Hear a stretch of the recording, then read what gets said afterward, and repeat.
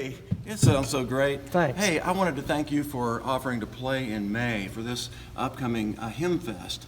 But that's not why I came here to interrupt your practice. I wonder if you had a few minutes, because I wonder if you heard that the end is near. Ooh, serious. Well, it's the end of the campaign for the organ fundraising. Right. And what I'm hoping is that I can write the last organ update article and get a few comments from you to help me put that into our Covenant Connections newsletter. Sure. Cool.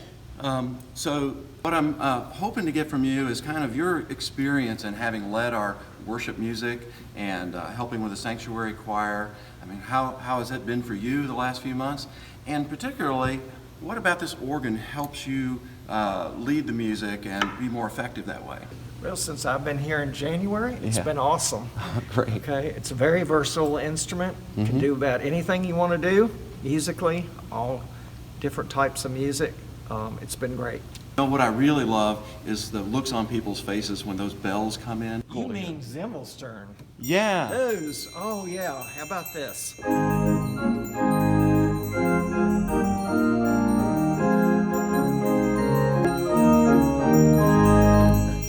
Did you know that Zimmelstern was a gift from our organ builders? Oh, really? Yeah, I did not know that was a wonderful gift from George and Kelly from Grooms and Pain up in Louisa. They really felt special relationship with us and offered that as a gift. Well, how do you decide when to include a Zimmelstern on a song? How do you generally voice a piece? Right. Well, I was taught that you learn by text. Okay. So on hymns, I listen, watch text, study the text, and that's how you decide. If something's powerful, you use trumpets. If something is serene, you use strings like this. Okay? Okay. All right. Tell me more about this instrument. Well, it actually has a long, interesting story here at Organs at the Covenant. The beginnings were actually in the 1880s at a church up in Lexington who had an organ for 80 years, a beautiful organ made by early American builders, Hook Hastings. Well, in the 70s when this church was formed, they found out that organ was being decommissioned. And a bunch of guys brought that all here and built a new organ based on those parts. And it was a great achievement for some guys who just read about organ building in a book. But it served here for about 50 years, and now it's been time to make a new organ. So what we've asked Grooms and Pain to do was to take what we value most out of that organ, the Hook Hastings pipes, which are amazing sounding pipes, and build this organ, which includes the console you're playing and all the infrastructure behind the scenes.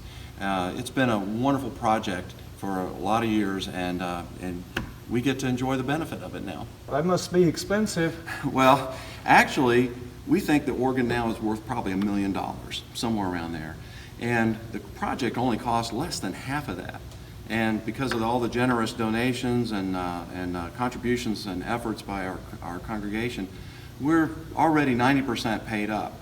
So we're, like I say, near the end of the campaign with about 10% needing to be raised. That's about $45,000 that we want to pay off by the end of the year. So we're really excited that there's going to be so many programs now in May and throughout the year where the organ gets to contribute so much, and we feel like it's going to celebrate the end of this campaign. So anyway, I don't want to take any more of your time. I really appreciate your helping me out with this. Sure, So I had to do it. get on back to work. All right, thank you.